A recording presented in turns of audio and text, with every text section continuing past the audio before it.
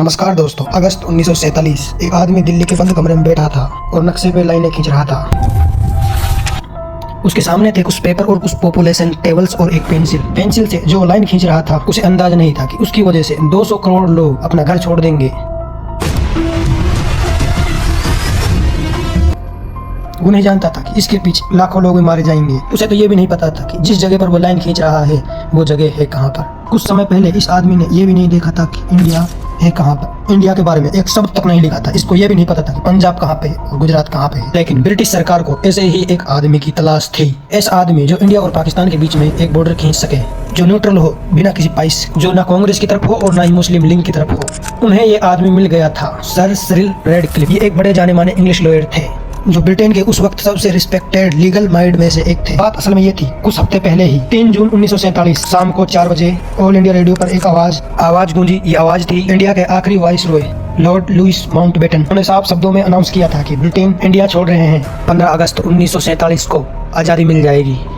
लेकिन इसमें एक शर्त थी, इस देश के 2 टुकड़े होंगे। No question of coercing any large areas in which one community has a majority to live against their will under a government in which another community has a majority. The only alternative to coercion is partition. इस समय तक कि British को महसूस हो गया था कि बारूद से भरे जहाज पर बैठे हुए हैं जिसमें आग लग चुकी है। उनका मानना था कि जितनी जल्दी हो सके यहाँ से निकलो। We are sat atop a volcano and I can hear the rumblings. Our best option is to divide and quit at the earliest. और इसी जल्दबाजी में इतिहास का सबसे खतरनाक फैसला लिया, इंडिया को पार्टीशन करने का फैसला। बात यहाँ इंडिया और पाकिस्तान की नहीं थी, बल्कि 565 प्रेसिडेंट की भी थी, जिनमें से कईयों के राजा सोच रहे थे कि इंडिपेंडेंस देश बनाया जाए। अगर ऐसा हो गया तो इंडिया के नक्शे में 500 से ज्यादा छेद हो जाएंगे। आज की वीडियो में जानते हैं दोस्तों इस बॉर्डर की जानकारी गहराई से, क्यों ये लकीर लगाई गई। लाखों लोगों को यहाँ रेफ्यूजी बनना पड़ा, हरी स्केल पर वायलेंस को देखना पड़ा, कैसे यहाँ 565 राजाओं को बनाया गया।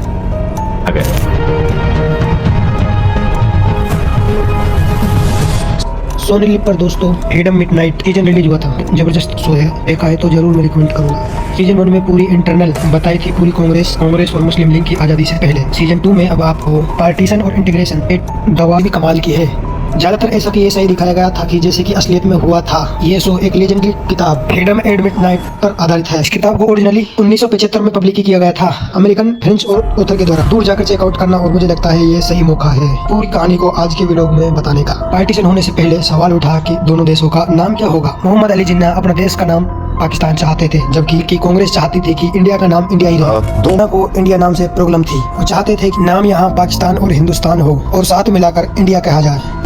इन दो नए मुल्कों का नाम हिंदुस्तान और Pakistan, together they will constitute India. दूसरी तरफ कांग्रेस के लीडर का कहना था कि इंडिया से टूटकर पाकिस्तान बन रहा है, इंडिया अपना नाम क्यों बदले। जवाहरलाल नेहरू ने ये बात माउंटबेटन के सामने रखी। उन्हें ये डिमांड लॉजिकल लगी थी और ये बात मान ली। मोहम्मद अली जिन्ना काफी अपसेट हुए। जरूरी सवाल यह था कि दोनों देशों में बंटवारा होगा तो बॉर्डर कहाँ रहेगा। नेहरू और जिन्ना आपस में इतना मिसट्रेस करते थे, किसी भी लाइन पर एग्री नहीं कर पाए थे। इसी रीजन पर ब्रिटेन ने लंदन से एक ऐसे आदमी को चुना जो को इंडिया से कोई लेना देना नहीं था। ये आदमी थे सर सिरिल रेडक्लिफ। 8 जुलाई 1900 को मदद के लिए 4 एडवाइस दिए गए थे। कांग्रेस के थे और 2 मुस्लिम लीग के थे। ये लोग भी आपस में झगड़ते रहते थे। हालांकि मोटे तौर पे बंटवारे का प्रोसेस क्लियर था। जिनमें मुसलमान मेजोरिटी है वे पाकिस्तान में जाएंगे और जिन्हों में हिंदू और सिखों की मेजोरिटी है वो इंडिया में आएंगे। रेडक्लिफ के पास जो नक्शा था वो एग्जैक्ट नहीं था। पॉपुलेशन के आंकड़े भी उतने रियलाइज नहीं थे। 2 शहर सबसे बड़ी मुसीबत बनके रेडक्लिफ के सामने आए, कलकत्ता और लाहौर। कलकत्ता उन्हें इंडिया को दे दिया क्योंकि वहाँ पॉपुलेशन ज्यादा थी, लेकिन लाहौर में 5 लाख हिंदू थे और 1 लाख सिख थे, 6 लाख मुस्लिम थे। किसी की भी साफ मेजोरिटी नहीं थी यहाँ पर। लाहौर लगा कि दोनों बड़े शहर इंडिया को दे दिए तो पाकिस्तान के पास मेजर अर्बन सेंटर नहीं रहेगा, इसलिए फाइनली उन्हें लाहौर पाकिस्तान को दिया। लेकिन दोस्तों देश का बंटवारा सिर्फ यहाँ जमीन नहीं था, हर चीज बांटनी थी। हर फाइल, हर फर्नीचर, सीलिंग फैन से लेकर हर बोर्ड पिन तक। बहुत अजीब गरीब केस देखने को मिला। 1947 में बंगाल सरकार ने इंग्लैंड से 60 बतखें मंगवाई। जुलाई 1947 में जब ये बतखें कलकत्ता पहुंची तो 250 पाउंड का बिल भी आया। लेकिन सवाल ये था कि बतखें है किसकी, वेस्ट बंगाल की या ईस्ट बंगाल की, या इन्हें 30-30 करके बांट दिया जाए। फाइनेंस सेक्रेटरी ने इसको रोक दिया। बतखें हाउस में निकलेटिव पड़ी रही और बत्तखों से लेकर टाइपराइटर तक और सोप केसेस से लेकर लाइब्रेरी बुक्स तक हर चीज पर लड़ाई देखने को मिली। रेडक्लिफ ने बॉर्डर बनाने के लिए अपनी 2000 पाउंड लेने से साफ मना कर दिया। उन्होंने कहा कि ब्रिटिश एम्पायर के लिए अपनी ड्यूटी समझते हैं। Your Excellency, I was raised to believe that duty is above all else. लेकिन उसे कोई अंदाजा नहीं था कि इसमें कितने लोगों की जिंदगियां तबाह होने वाली है। 13 अगस्त 1947 की शुरुआत माउंटबेटन को बाउंड्री कमीशन की रिपोर्ट दे दी। माउंटबेटन इस रिपोर्ट को सेव में लॉक करके रख देता है। बात दरअसल ये थी कि 15 अगस्त तक ये इस फैसले को सीक्रेट रखना चाहते थे। इसका मानना था कि रेड क्लिफ ने जो भी डिसीजन लिया होगा उससे दोनों देश नाराज होंगे ही होंगे। माउंटबेटन को लगा था कि पहले ही देश के लोगों को देश का जश्न मना लेने दो, परेशानी आएगी बॉर्डर की और उससे बाद में निपट लेंगे। 15 अगस्त 1947 की सुबह दुनिया भर में इंडिया और पाकिस्तान की आज़ादी सेलिब्रेट की जाती, लेकिन करोड़ों लोग ये नहीं जानते थे कि हम किस देश के सिटीजन हैं। डिस्ट्रिक्ट मजिस्ट्रेट को ये नहीं पता था कि वहाँ उनको कहाँ रिपोर्ट करना है, दिल्ली में या कराची में। दिल्ली माउंटबेटन सील एनोबलेस में प्रधानमंत्री नेहरू और प्रधानमंत्री लियाकत अली खान को बॉर्डर की रिपोर्ट देते हैं। उन्हें सजेस्ट करते हैं दोनों अलग अलग कमरे में जाकर इस रिपोर्ट को डिटेल में स्टडी करो और समझो इंडिया और पाकिस्तान का बॉर्डर क्या होगा। 2 घंटे तक अलग अलग कमरों में स्टडी करते हैं और बाद में जॉइंट मीटिंग के लिए माउंटबेटन से मिलते हैं। वे 2 घंटे बाद दोनों लौटे तो दोनों बहुत गुस्से में थे। Why in God's name has it been allowed into India? Its properties, its commerce, everything is primarily owned by Hindus. गुस्सा कई चीजों को लेकर था, पर कंट्रोवर्सी एक छोटे से शहर को लेकर थी, गुरदासपुर। ग्रेड क्लिफ ने रावी नदी की नेचुरल बाउंड्री को काउंट करते हुए इस मुस्लिम मेजोरिटी एरिया को इंडिया में डाल दिया, क्योंकि बिना गुरदासपुर के इंडिया के पास कश्मीर तक कोई प्रैक्टिकल लैंड नहीं था और कश्मीर के पास कोई चॉइस नहीं बचती सिवाय पाकिस्तान में जाने के। पाकिस्तान की साइड इससे बिल्कुल भी खुश नहीं थी। अनइंटेंशनल ग्रेड क्लिफ की इस लाइन ने इंडिया को कश्मीर क्लेम करने का रास्ता दे दिया। What the hell is this? Gurdaspur is Muslim territory. Why in God's name has it been allowed into India? 17 अगस्त 1947 को बाउंड्रियों को पब्लिक बताया जाता है दुनिया के सामने। पंजाब में इंसानों के इतिहास का सबसे बड़ा माइग्रेशन देखने को मिलता है। इस लाइन ने 50 लाख से ज्यादा हिंदू और सिखों को पाकिस्तान पंजाब में छोड़ दिया। 50 लाख से ज्यादा हिंदू और सिखों को इंडिया पंजाब में छोड़ दिया। अब इन सब को अपना घर छोड़ उस देश में जाना था जो उनका था, ऐसा देश जैसा इनमें से ज्यादातर लोग कभी देखा भी नहीं था। पंजाब की सड़क पर धूल के गुब्बारे लिपटे हुए 50-50 मील लंबे इंसानों की कतारें चल रही थी। रेलगाड़ियों में बूढ़े लोग थे, बाप के कंधों पे बच्चे थे और सर पर सामान था, पूरी गृहस्थी था। यहाँ एक वीडियो देख सकते हो एक्चुअल फुटेज का जो माइग्रेशन के समय ली गई। तब लोग एक ऐसे देश की तरफ जा रहे थे जो उन्हें कभी देखा ही नहीं था, तो जाहिर सी बात है लोग बहुत नाराज थे। सरकार ने शांति बनाए रखने के लिए पंजाब बाउंड्री फोर्स बनाई थी, 55,000 से ज्यादा सोल्जर्स की आर्मी जो लॉ एंड ऑर्डर मेंटेन करेगी। जनरल ने एक बाउंड्री फोर्स बनाने का प्रपोजल रखा है। Boundary, yes sir. लेकिन 55,000 सोल्जर्स 2 करोड़ लोगों के सामने कुछ भी नहीं थे। जो मेडनेस यहाँ पर देखी गई सबसे डरावना एग्जाम्पल था ट्रेन, जिन्हें लोगों ने गोश्त ट्रेन कहा। 15 अगस्त की शाम को अमृतसर रेलवे स्टेशन पर लाहौर से आने वाली ट्रेन डाउन एक्सप्रेस का इंतजार। आमतौर पर लोग हर ट्रेन के दरवाजे पर टूट पड़ते हैं और एक दूसरे को धक्का देते हैं, अफरा तफरी का माहौल रहता है। ये ट्रेन जब आई ऐसा कुछ भी नहीं था। इस ट्रेन से कोई उतरा तक नहीं, एक बहुत बड़ा भयानक सन्नाटा था। दरवाजा खोला गया तो पता चला ये ट्रेन लाशों से भरी पड़ी है। इस ट्रेन की दीवारों पे चौक से बड़े बड़े अक्षरों से लिखा पड़ा था, इस train is our independence gift Nehru and Patel. लेकिन ये इकलौती ट्रेन नहीं थी, ऐसी ट्रेन दोनों तरफ से आ रही थी, पाकिस्तान से इंडिया और इंडिया से पाकिस्तान। इतने मुश्किल हालातों के बावजूद भी सरकार असली माइंडवियर पंजाब नहीं था बल्कि कैलकट्टा था। होम मिनिस्टर के पास सोचा ये कलकत्ता के हिंदू डायरेक्ट एक्शन डे का बदला ले। पंजाब के लिए तो फिर भी उन्होंने एक 55,000 की बाउंड फोर्स बनाई थी। कैलकट्टा में तो उनके पास कुछ भी नहीं था। If you assign all the units to Punjab, there will be none left to stop this bloodbath in Bengal. Mountbatten जानते थे कि कैलकट्टा के स्लम्स कंजेस्टेड बाजार में एक बार वायलेंस शुरू हो गया, कोई भी आर्मी उसे कंट्रोल नहीं कर पाएगी। The streets of Calcutta are very different from the fields. If violence breaks out, the number of troops we have will not matter. The force will be able to contain it. कैलकट्टा में violence को control करने के लिए में एक medical चाहिए था, चमत्कार। इसलिए जुलाई के आखिर में माउंटबेटन मिलने गए थे महात्मा गांधी से। माउंटबेटन ने एक अजीब सी रिक्वेस्ट करी। उन्होंने कहा अपनी personality non viral ideal way कर सकते हैं जो कोई भी आर्मी नहीं कर सकती। उन्होंने कहा आप कोलकाता में हमारी मदद करें, you will be my 1 man boundary force. 13 अगस्त को महात्मा गांधी कैलकट्टा पहुंचे। रहने के लिए उन्हें बेलिया घाटा का हैदरी हाउस चुना, एक एबेंडियन टूटा फूटा सा घर।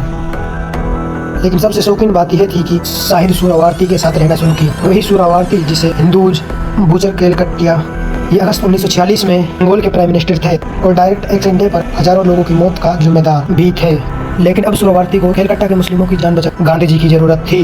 गांधी जी ने उसके सामने 2 शर्तें रखी थी। पहली ये थी सूरावर्ती को गोवा कली के मुस्लिम से एक प्लेज लेना होगा कि वो वहाँ हिंदुओं को सेफ रखेंगे, हिंदू मारा गया उसके खिलाफ आमरण अनशन करेंगे।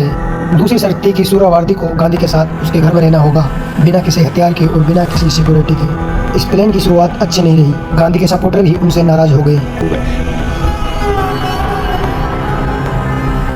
लेकिन इसी की वजह से 15 अगस्त को एक चमत्कार हुआ। कोई भी दंगा नहीं देखा गया था। लोग एक दूसरे के दुश्मन बने, वो एक दूसरे से सड़कों पर गले मिलने लग गए। 16 दिन तक कोई वायलेंस नहीं हुआ था। फिर धीरे धीरे पंजाब से आने वाली हॉरर स्टोरी कलकत्ता पहुंच गई और वहां भी हिंसा भड़कने लगी। हेनरी हाउस से थोड़ी ही दूर 2 हैंड ग्रेनेड्स एक ट्रक पर फेंक गए थे और मुस्लिम्स को ले जा रहे थे। गांधी तुरंत वहां पहुंच गए थे। उसी रात गांधी अनाउंसमेंट करते हैं कलकत्ता में शांति बनाए रखने के लिए गांधी जी आमरण अनशन करने वाले थे। कलकत्ता ब्यूरो से खबर आई है कि शहर में बढ़ती हिंसा को रोकने के लिए 78 वर्षीय गांधी जी ने आमरण अनशन का ऐलान किया है। 1 सितंबर 1947 गांधी जी अपना फास्ट शुरू करते हैं। इनके अंदर अंदर ही वो बहुत कमजोर हो जाते हैं। वो इतने कमजोर हो जाते हैं कि उनकी आवाज भी नहीं निकल रही। ये खबर फैलने लगी बापू बीमार है। कलकत्ता में बदलने लगा। लोग बापू की तस्वीर लेकर सड़कों पर निकलने लगे। जैसे जैसे ये खबर फैली गांधी बहुत बीमार है के समर्थक में हिंदू और मुस्लिम साथ में आ गए। आम लोग घर से घर जाकर अपील करने लगे, प्लीज वायलेंस रोक दो। और फिर कुछ ऐसा हुआ दोस्तों 27 गुंडे दंगों में भाग लिया था। वो हैदरी हाउस आए और गांधी जी के सामने अपनी गलतियों को बताने लगे। वो गुंडे भी आए जो मुस्लिम मजदूरों को मारने वाले दोषी थे। चाकू, बंदूक, सभी हथियार गांधी जी के पैरों में रख दिए। गांधी ने कहा, जिनको तुमने सताया है अब उनकी तुम रक्षा करो। जिन मुसलमानों को मारने के लिए हथियार उठाए थे अब उनके घर के बाहर जाके पहरा दो। 4 सितंबर की शाम को 73 घंटों के बाद गांधी जी अपना फास्ट तोड़ते हैं। इस मेडिकल ऑफ कलकत्ता बोला जाता है। हम 55,000 पुलिस फोर्स की व्यवस्था नहीं कर पाए। उस बूढ़े इंसान ने बिना किसी हथियार उठाए बिना कर दिखाया। चीज इतनी अनअवेलेबल थी, आप यकीन नहीं करोगे दोस्तों। फोन से लेकर जब तक गांधी जी जिंदा रहे तब जी कोलकाता में कोई कम्युनिकल राइड नहीं मिला। The miracle, as many Indians describe it, was eventually accomplished. For Gandhi himself, the lifelong preacher of non-violence, it must indeed have been a time for लेकिन पार्टीशन पर वापस आए तो इंडिया और पाकिस्तान के बीच नहीं हो रही थी।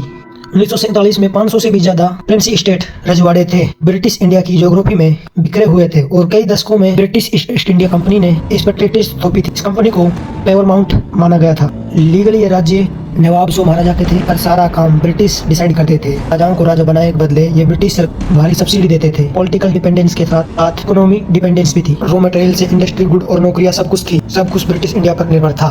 लेकिन 1946 कैबिनेट मिशन आया तो उसने हिंदू मुस्लिम के सवाल पर फोकस किया। प्रिंसी स्टेट का जिक्र तक नहीं किया। 3 जून 1947 को अनाउंस किया कि वो जा रहे हैं, यहाँ पर 2 अलग देश डोमिनियन बनेंगे। इस वक्त भी ये क्लियर नहीं था कि प्रिंसी स्टेट का क्या होगा। इसी एम्बिग्विटी के चलते हुए कुछ राजाओं ने इंडिपेंडेंस देश बनाने की सपने शुरू कर दिए थे। इन रजवाड़ों का कहना था कि ब्रिटिश को यह पावर दी थी, अब जब ब्रिटिश जाए तो हमारी पावर वापस देके जाए। 565 प्रिंसली स्टेट थी। ज्यादातर छोटे छोटे रीजन थे इंडिया के पास में से, लेकिन हैदराबाद और कश्मीर भी इन देशों में जॉइंट थे। हैदराबाद और कश्मीर जॉइंट स्टेट इनमें इंडिपेंडेंस बन जाते हैं। कई देशों से ज्यादा बड़े होते हैं शायद, और ऊपर से ये आज़ाद हो जाते हैं शायद, तो इंडिया का नक्शा एक स्विच सील जैसा दिखाई देता। सरदार पटेल जानते थे कि ये राज्य इंडिपेंडेंस हो गए तो इंडिया कभी सर्वे नहीं कर पाएगा। इसीलिए स्टेट को मिलाने की जिम्मेदारी इसने अपने खुद के ऊपर ली। 1000 परेशानियां बराबर, उसमें से 500 ने 65 कम कर दो, घटा, और रजवाड़ों को मुझे और मैनन साहब को माउंटबेटन सरदार को डील प्रपोज करते हैं। कांग्रेस इन राजा महाराजाओं को उनके टाइटल, उनके महल और उनके प्रिविलेज और ये सारे प्रिविलेज रखने दे तो इन राजाओं को 15 अगस्त से पहले इंडिया ज्वाइन करने के लिए माउंटबेटन खुद ही कन्विंस कर लेंगे। इन प्रिंसली स्टेट को एप्पल की एनालॉजी दी और हर प्रिंसली स्टेट के लिए एक एप्पल। सरदार पटेल ने कहा माउंटबेटन उनको एप्पल से भरी बास्केट ला के देंगे तो वो इन्हें लेने को तैयार हैं। माउंटबेटन ने कहा इनमें से 6 को छोड़कर सारों को मैं ले आऊंगा।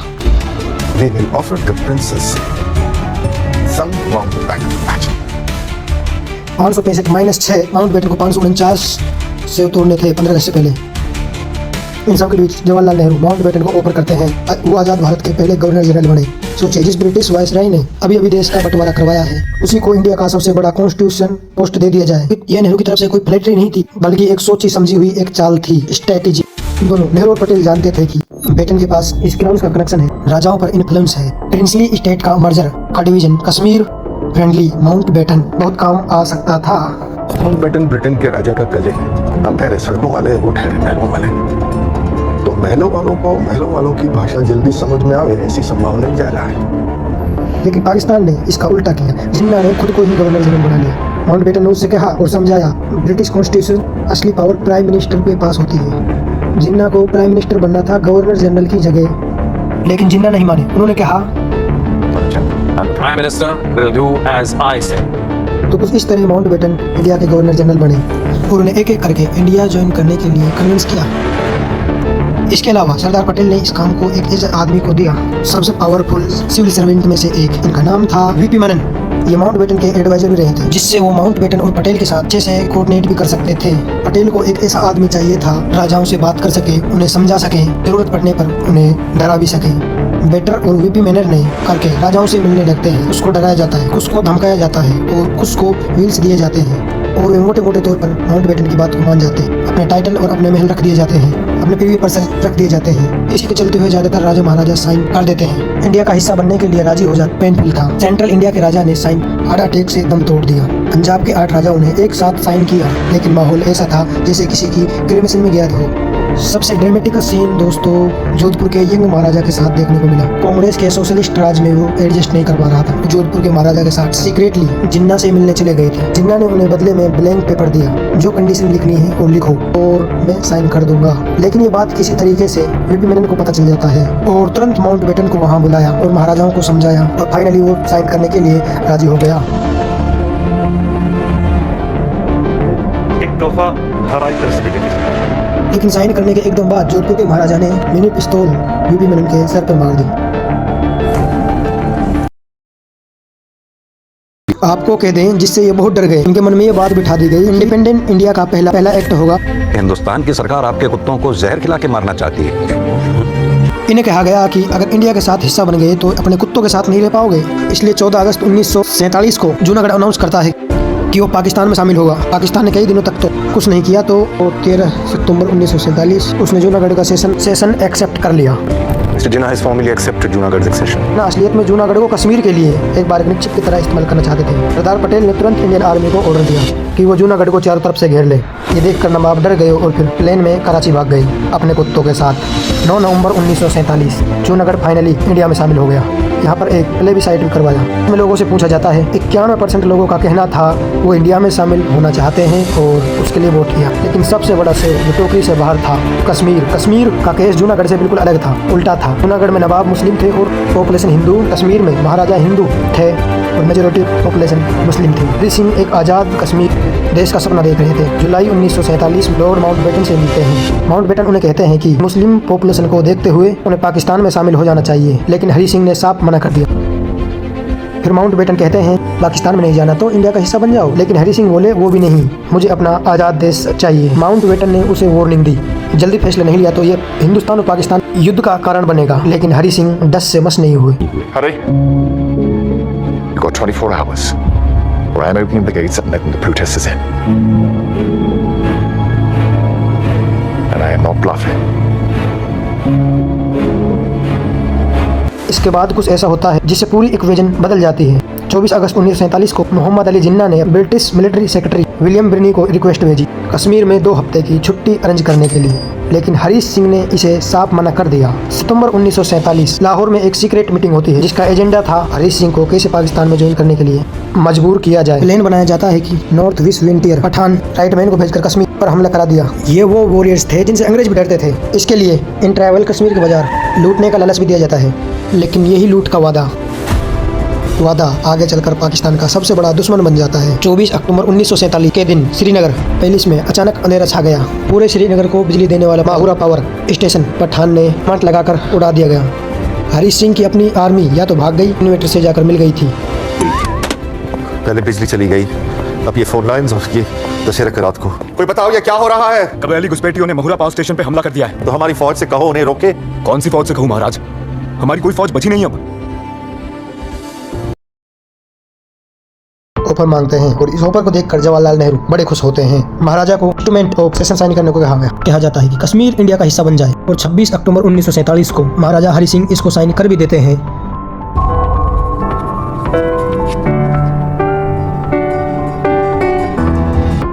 सत्ताईस अक्टूबर की सुबह इंडिया का पहला मिलिट्री ऑपरेशन शुरू होता है। 329 सोल्जर श्रीनगर उतरते हैं।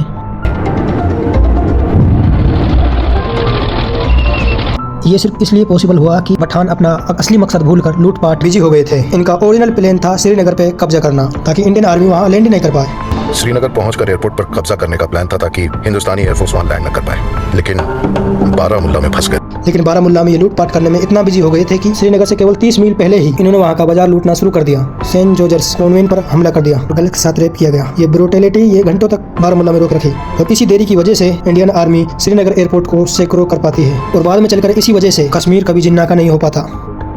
गलती मेरी है, मैंने तुम्हें प्राइम मिनिस्टर की कुर्सी दी। तुम्हारी इस बेवकूफी की कीमत हमें कश्मीर खोकर अदा करनी पड़ेगी। इंडियन आर्मी के कश्मीर पहुंचने पर भड़क गए और उन्होंने अपनी आर्मी को मैच करने का आदेश दिया, लेकिन इस वक्त तक दोनों इंडियन आर्मी और पाकिस्तान आर्मी को ब्रिटिश ऑफिसर लीड कर रहे थे। पाकिस्तान आर्मी के ब्रिटिश कमांडर इन चीफ ने जिन्ना का आदेश मानने से मना कर दिया, लेकिन जिन्ना हार मानने वालों में से नहीं थे। इन्होंने अपने लोगों से कहा कि ट्राइबल सिमेटर्स के रूप में पाकिस्तान आर्मी को भेजा जाए। कबायलियों के भेस में अपने सिपाहियों को भेज दो। इंडियन आर्मी ने और इस वक्त श्रीनगर के चारों तरफ एक प्रोटेक्टिव रिंग बना ली और वहाँ 4000 ट्रूप्स थे मशीन गन्स के साथ और श्रीनगर सेफ हो चुका था। धीरे धीरे करके बाकी कुछ दिनों में आर्मी ने वैली से बाकी इन्वेडर्स को बाहर निकाल दिया। 8 नवंबर को बारामुल्ला वापस ले लिया गया था। 4 दिन बाद माउचा कैप्चर कर लिया गया। अगले दिन पूरे भी आ गया। 1 जनवरी साल 1948 माउंटबेटन की सलाह पर इंडिया कश्मीर का इशू यूनाइटेड नेशन में ले गया। इंडिया का कहना था कि कश्मीर लीगली हमारा है और यूनाइटेड नेशन को पाकिस्तान के इलीगली ऑक्यूपेशन को खत्म करने में मदद की जानी चाहिए। इसके ठीक 1 साल बाद साल 1949 को सीज फायर हो जाता है। जहां जिसकी आर्मी खड़ी थी वहीं लाइन खींच दी जाती है और इस लाइन को सीज फायर लाइन कहा जाता है। यही लाइन ऑफ कंट्रोल बन जाती है। कश्मीर जो पूरा इंडिया का था, एक हिस्से पर पाकिस्तान नाजायज कब्जा कर लेता है। इसी के साथ ही इंडिया का नक्शा आज की जैसा दिखाई देता है। कुछ और फ्रेंच पोर्चुगीज कॉलोनीज भी बची थी जो अगले कुछ सालों में जाकर इंडिया में शामिल हो गई। उनकी कहानी अपनी अलग है, बड़ी इंटरेस्टिंग है। कभी और वीडियो में डिटेल से बात करेंगे। और इसके बाद सिर्फ एक और हिस्सा था जो 1975 में जाकर ही इंडिया में शामिल हो गया। सिक्किम नाम का एक अलग किंगडम। वहाँ रेफरेंडम कराया जाता है। 97.55% वोट्स के साथ लोग प्रेफर करते हैं भारत में शामिल होना। Sikkim has officially become part of India today, ending centuries of independent rule after the overwhelming 1975 referendum paved the way for full statehood within the Indian Federation. India को बनाने की ये कहानी बहुत लंबी है। अगर सरदार पटेल और वीपी मनन नहीं होते तो इंडिया का नक्शा कुछ इस तरह दिखाई देता। एक देश के अंदर और कई सारे देश, कोई नेशनल आर्मी नहीं होती, कोई नेशनल करेंसी शायद नहीं होती। पार्टीशन एक ट्रेजेडी थी, लेकिन इंटीग्रेशन एक मेडिसिन था। दोनों एक साथ हुए। यही है साल 1947 की असली कहानी दोस्तों। अगर ये कहानी आप और डिटेल में जानना चाहते हो तो सोनी लिप पर जाकर फ्रीडम एट मिडनाइट शो जरूर देखना। और अगर आज़ादी से पहले 1 साल की कहानी डिटेल से जानना चाहते हो, 1946 से 1947 में क्या चल रहा था, क्या इंटरनल पॉलिसी हो रही थी कांग्रेस पार्टी और मुस्लिम लीग के बीच में,